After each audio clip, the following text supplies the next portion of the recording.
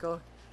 The Constitution, according to Alexander Stevens, the Confederate Vice President, he said that the Constitution guaranteed the essential guarantee of the institution of slavery, and no argument can be justly urged against the constitutional agrees that was secured. Do you agree with this? Like, can people's minds change and that they can modify systems to fit within constitutions? No, because like with slavery, a black person is a person, right? It's a human being, just like a white person. And a white person, they could make their own rules and stuff. But black people, you see, you're treating them like items and toys where you could just change them and rearrange them however you want. But they're people too. So you can't just go ahead and change their lives, and you can't just expect them to get used to their lives, something. I would like to interrupt and deflect the question. Thank you for answering, to Louisine or Ernesto, or anybody else who chooses to answer. They were already taken 3,000 miles away by force. They were forced on plantations. They had little room to be mobile, and if they didn't obey their master, they were either dead or sold. So what could the Northerners do and to approach the Southern legislators to modify the institution of slavery by preventing war?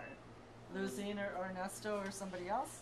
They could also put like laws that they should be paid and treated more better, and make sure that the laws are enforced so it doesn't look like slavery is so cruel to the other people.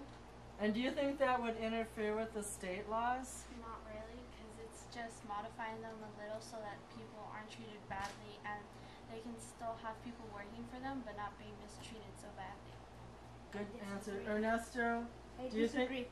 why do you disagree? Because that's what they did, and isn't that the reason why they started fighting? Because they did a little modification, and then they fought because they didn't have enough states' rights. Well, what happened is the Compromise of 1850 allowed slavery to expand into some territories, like in Kansas and Nebraska they could vote for it, but they never really modified the conditions of the slave. What they did do is the Northern abolitionists threatened to end the institution, and the Confederacy got mad. So, Aisha, do you think remember what the doctrine of nullification was? You can move around the room a little. Remember what the doctrine of nullification was by John C. Calhoun? He said that states could eliminate the chance to accept federal authority because they had their own independent rights. In other words, they could nullify any federal law. Do you think the states had superiority over the federal government? No. Well, if all the states, they were all trying to make a country, not have all the states separated and choosing their own ways, they should all follow the federal law because that's what they came here for. Right, and the preservation of the Union was more elevated than the choices of the South, which was already punishing a race. And Louisine, I know you read your quote. Could you read it again? Because I want to discuss that point by Daniel Webster. It is said on the one side, the New Testament, slavery is wrong, that it is founded merely in the right of the strongest, and that it is an oppression like unjust wars, like all of those conflicts by which a powerful nation subjects a weaker to its will.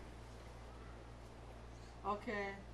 So John, in response to that, might makes right according to some people in the South, and Daniel Webster said, pushing the weak down and forcing your will on the weak is wrong. So according to Aisha, the federal government does have the authority to go there and restructure the South and the economic institutions so it could be more, fair, and the North can be more accepting of it. So, Louisine, how would you respond to this quote? John Calhoun says, "What is the cause of discontent? It will be found in the belief of the people of the southern states, as prevalent as discontent itself, that things cannot remain as they are." Okay. Well